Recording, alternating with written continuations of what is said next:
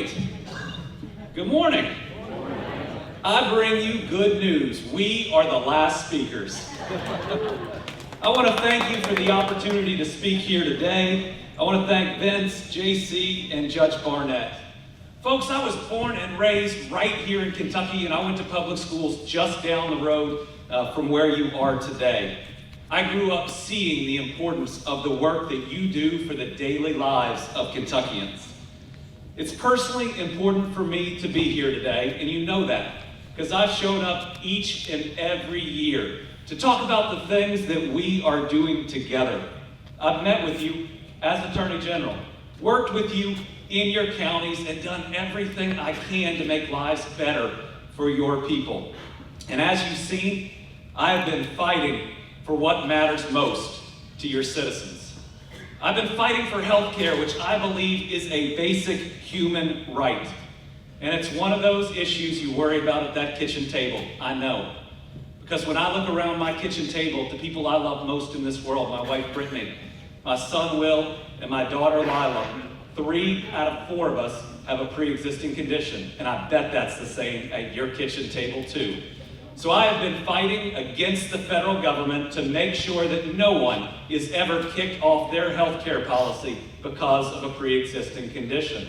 And I'm fighting against our own states, folks, to make sure that your insurance policies have to cover things like prescription drugs, like your lab bills, like pediatrics, and like maternity, because those are the services that everyone deserves and every healthcare policy must cover. I'm also fighting for public education. Folks, I believe in our teachers so much I selected one as my running mate. And I think that we deserve a Board of Education that cares more about you and your people and our kids than for-profit charter schools. And we know what happens in most of your communities. If the dollars are diverted from those schools where your teachers show up and work so hard every day to a for-profit institution, that the lights go off in that public school and maybe they never come back on. And I have been fighting for public safety. We have worked day in and day out to make this state one of only 2 states in the country that now has 0 untested rape kits. That's something we should all be proud of, and last night I announced the 10th indictment coming out of that backlog, most of which come from our cold case unit, which are truly seeking justice for people who were denied it for far, far too long. You know, being governor is about fighting for those things. And I've known a few governors, one fairly well. I know that it doesn't make you any taller. My wife tells me it won't make me any smarter. And I know it doesn't make you any better looking. But what it is an opportunity, a special opportunity to work every day to help the people of Kentucky, to truly make people's lives better. And that's why I want to be a governor for all Kentuckians. Republicans, Democrats, Independents, Eastern Kentucky, Western Kentucky, Northern Kentucky, urban and rural, but that's not all. I want to be the type of governor, like I've been the type of Attorney General, that serves those that my faith compels me to serve, the lost, the lonely, the left behind, to create an administration that truly lifts all Kentuckians up where no one is left behind. And that means treating everyone, and I mean everyone, with dignity and respect. It's about listening more than you talk, solving more problems than you create, and spending no time bullying or name calling, and all of your time working to solve the challenges that are in front of us. As governor, my door will always be open to our county judges. I know that the most vital services that our people depend on are the services that you provide, and when crushing costs are put on our counties and our cities, it is our people that suffer.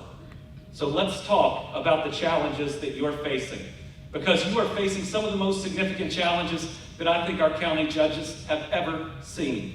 An aging population, a lack of good paying jobs in far too many portions of our state, a lack of infrastructure and roads and bridges that are crumbling, an opioid crisis that takes 30 Kentuckians every week and results in 100 babies born going through withdrawal every month.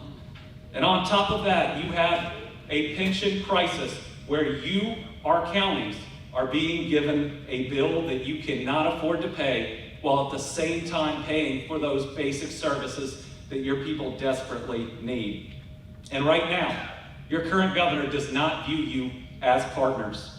He views you as a pay-to-order way to pass off accountability for failure to truly address this pension crisis, which must be done through new revenue. Let's talk about some of those challenges.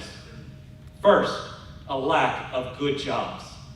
Folks, this governor is going to crisscross this Commonwealth and tell you that the economy is booming, but what's going on in your backyard? In far too many of our counties, the storefronts are still boarded up, and there are too many factories that sit empty. In Eastern Kentucky, our per capita income is half the national average, and our poverty rate is double. You want to know how important expanded Medicaid is, which I believe in and will fight? Per capita income in much of Eastern Kentucky is just over $19,000. That threshold for expanded Medicaid is just several $1,000s less than that. Too many of our young people are moving away, and you're seeing it either to different parts of Kentucky or outside of Kentucky entirely. And for those that are lucky enough to have a job, they go to work every day, and what happens? Their bills stay the same, while the power bill and the grocery bill and the gas bill continue to go up. They work harder, yet our families are falling further and further behind. And folks, I believe in the dignity of work. And to me, what that means is you shouldn't have to work 2 to 3 jobs to get by. If you work a hard week's work, you ought to be able to afford to get your family ahead. Let's look at infrastructure. We cannot attract good jobs and grow our economy without rebuilding our infrastructure. We must fully fund our transportation cabinet budget if we are going to get there. Just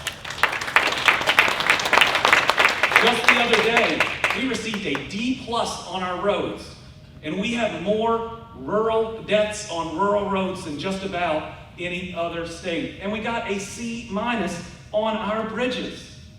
We must take the steps to fund that budget, and I tell you what, it's going to take some short-term fixes, and then we have to look at the long-term solutions.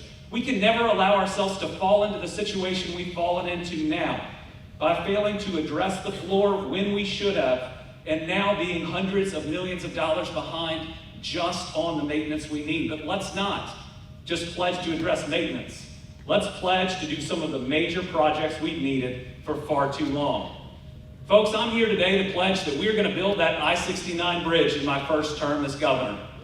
That's going to open up Western Kentucky in ways that we have needed for so long, and tied with investments in things like agritech will create 6-figure jobs. Let's speed up that Mountain Parkway because it is taking far too long, and that should only be the first step on so many infrastructure projects we need in Eastern Kentucky. But let's not forget that infrastructure is so much bigger than that. Everyone deserves clean drinking water, and I'm going to make sure in Kentucky that everyone has it. We have far too many of our counties that still don't have the hookups for water and sewer that they need if they're going to attract that next major employer, and I'm going to be a partner that helps make that happen. We also have to address the Brent Spence Bridge in northern Kentucky. I'm telling you, I'm willing to make the hard decisions because we cannot allow ourselves to be in a situation where a bridge falls out from under the very people that I've sworn to protect. Let's talk about this drug epidemic. I deal with it every single day as Attorney General. I see it in our communities. Not 5 miles from here, about 2 years ago, I pulled an overdosing man from a car. He lay there on Broadway, and the life drained out of his face.